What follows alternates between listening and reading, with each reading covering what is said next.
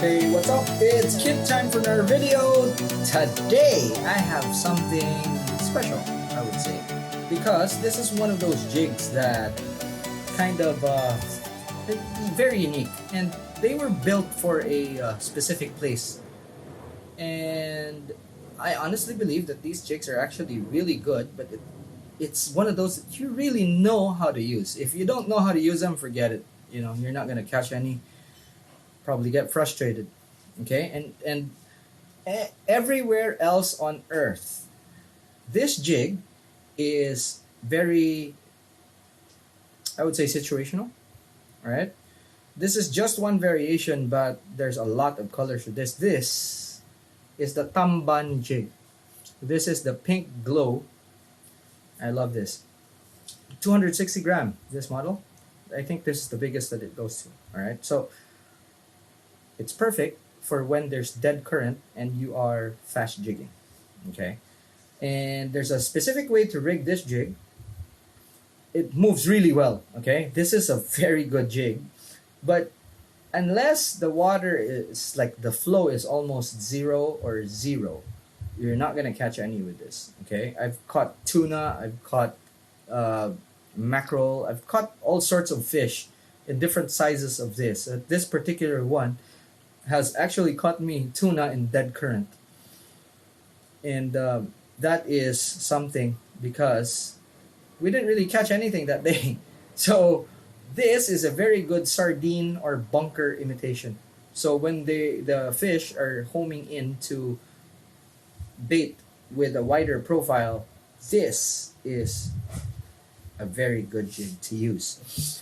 I use a single hook rig for this, and I'm using this is a VMC, and we're gonna use this one. All right, so tie this first like so. Now the braid that we're gonna be using is because we're gonna splice. All right, is this one right here. This is a PFZ05 240 pound from owner. All right, so we're just gonna measure. We're gonna be putting that there, right there. So we need about that long. Okay, double that up. And then we're gonna talk about the particulars of this jig because it has some nuances that a lot of people don't understand. And guess what? If you, again, like this jig, you really have to understand, especially if you're fishing. If you're in Malaysia, where this jig is actually designed for, great. If you're in an area where big fish are swimming in shallow water, great. This is a very useful jig. But for everywhere else where you're fishing deep, don't say this jig sucks just because you don't understand it. Okay, and it does take a bit of understanding. So again, this is the Ocean Attitude Tamban out of Ocean Attitude from Taiwan. So yeah, this video is for you, Ken. Ken is the owner of Ocean Attitude, and we've known each other for a few years. So, and just to verify, I've actually asked Ken about this and recommended rigging some years back. And judging from what he said, I've actually come up with this rigging method. It really works well. All right, so we're using a GP ring, which is a pear-shaped ring. Okay, like right there, you can see. All right, just to position everything better. All right, so we're tightening this up before pulling it, and you can see there that we have a perfect end because I measured it perfectly. All right, so now another component of this is that we need a load bearing split ring. Very, very important. Now, mostly with fast jigs, you connect to the solid ring, and that pretty much takes care of everything. But for this particular one, you need a load bearing split ring, because what you want is for this to actually um, attach a swivel, okay? Because this flutters so much, and what you want is for that swivel to give it so much freedom so that it can flutter all at once. And that's the thing about this particular jig. All right, so we insert. Okay, just before I do this, I'm gonna measure up again. That's fine.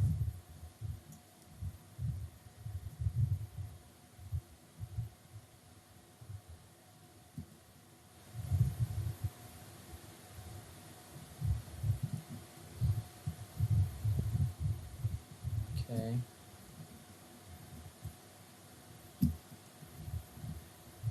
We take our trusty pair of pliers right here.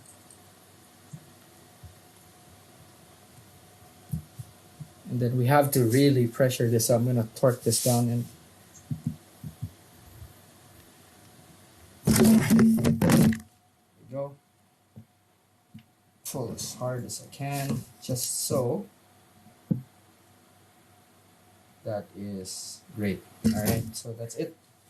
And then we bind it just so this is secure. You don't need to, but you know, it's always good to do so.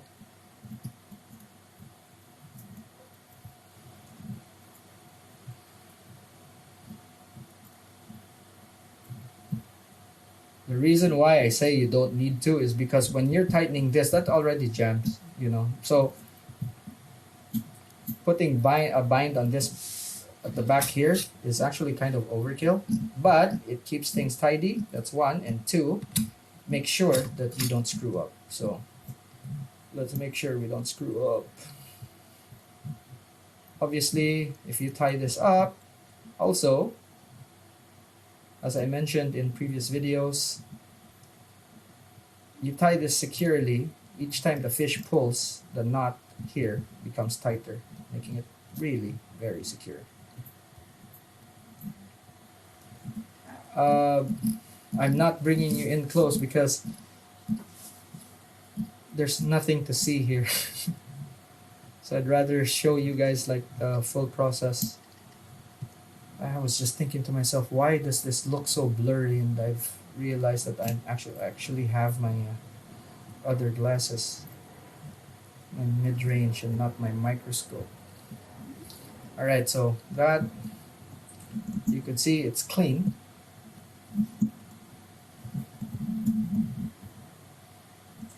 You can super glue this. All right, and it should be fine.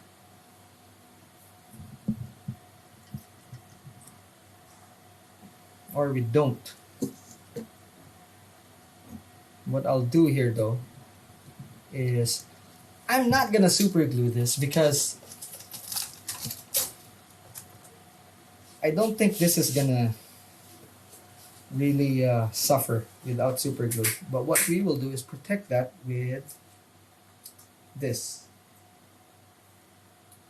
Yeah. So we take a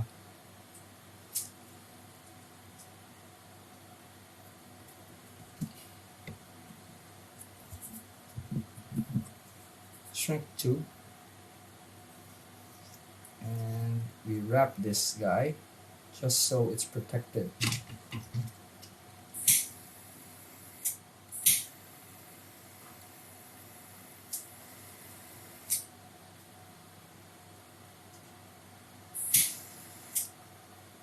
Okay, so the shrink tube, it's the wrong size. I don't like that.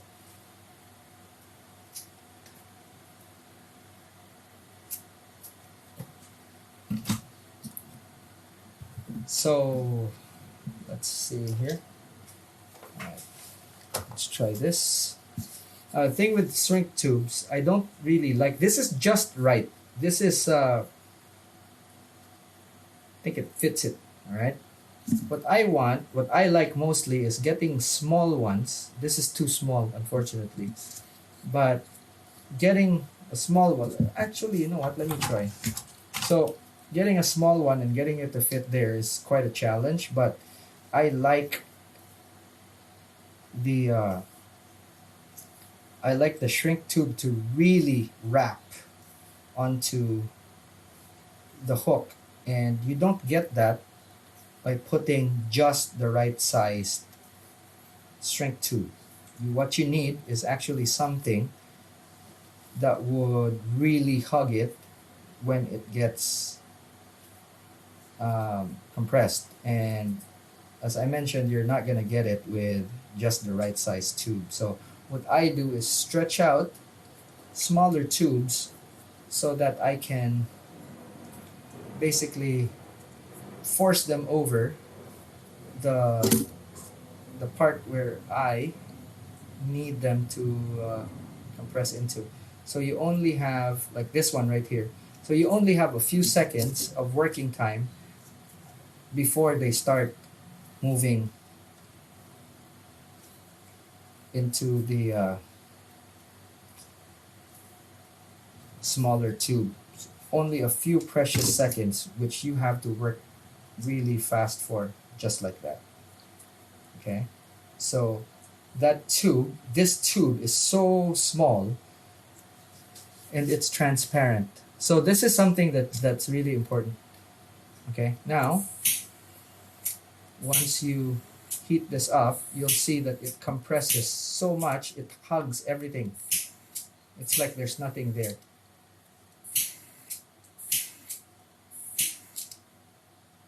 Okay, so there, you can see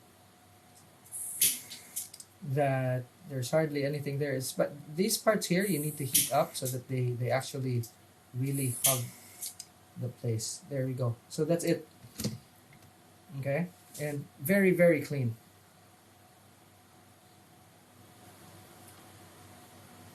So you have a protective coating. Now this is a size 8. This is normally what you put in because it's it's what fits. But you're not gonna get it as tight as the one I've just done here. Okay, this is probably like a size 6.6. Okay. Now let's rig the jig because this is the crucial part. This is something that you guys need to. If you have this jig lying around, use it, especially in the conditions I mentioned before. Very, very important. All right. Now, you could put a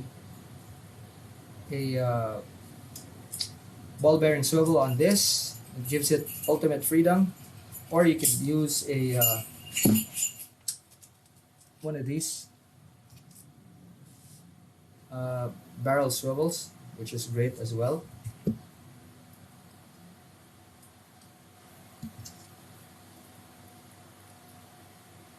I like to put a smaller swivel. Okay, I'm gonna hold this up with the hook so that you'll see it. Okay, so just like that. Now,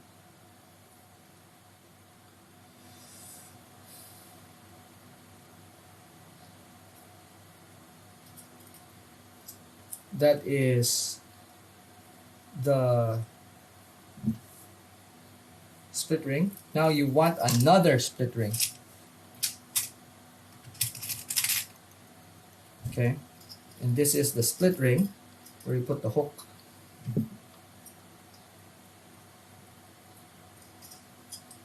So you use 2 split rings.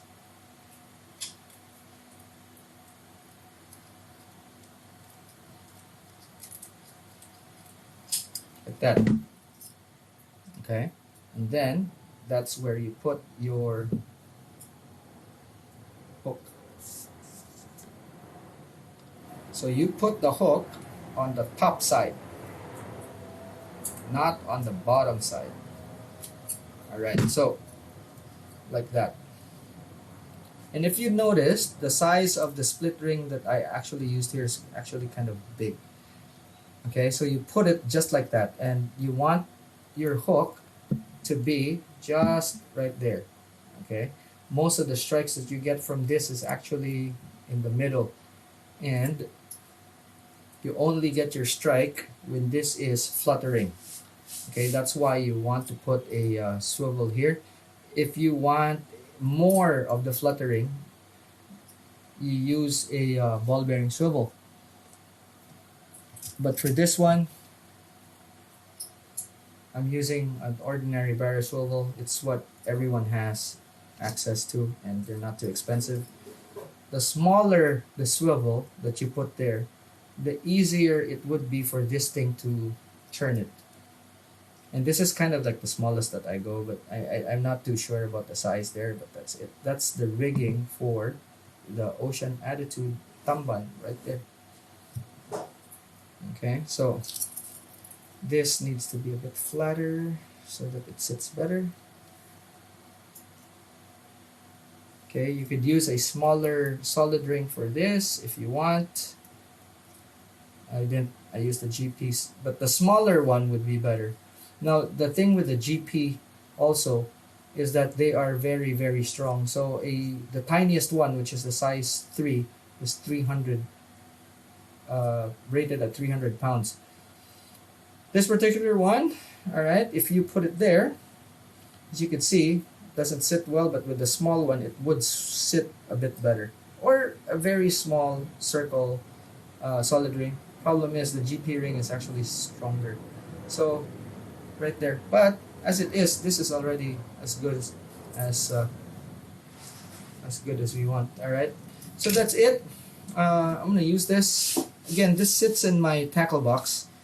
Not this particular one, but I have another one at the back. This is a fast jig. Okay, so this is kind of like a fast jigger's slow jig. Just one that you add in your arsenal when the time comes where the current is dead. And you don't have to switch to bait. You know, this is again something that's very, very effective if you know the right conditions for it. Kind of a specific jig in that regard. In any case, if you have questions, you have comments, please drop it in the comment section.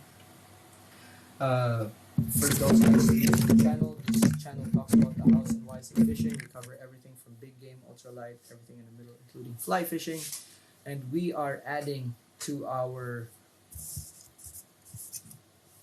jig rigging library, and this is the Ocean Attitude Tamban. Tamban is Malay for sardine. Alright, so this is basically a sardine imitating jig. Sardine or bunker. Sardines are kind of slimmer. This is closer to a bunker, isn't it? Anyway, that's it. Alright, yeah. If you haven't yet, give this video a thumbs up if you like it. Share it if you care. And that's it for now. Thanks so much for watching. Class dismissed.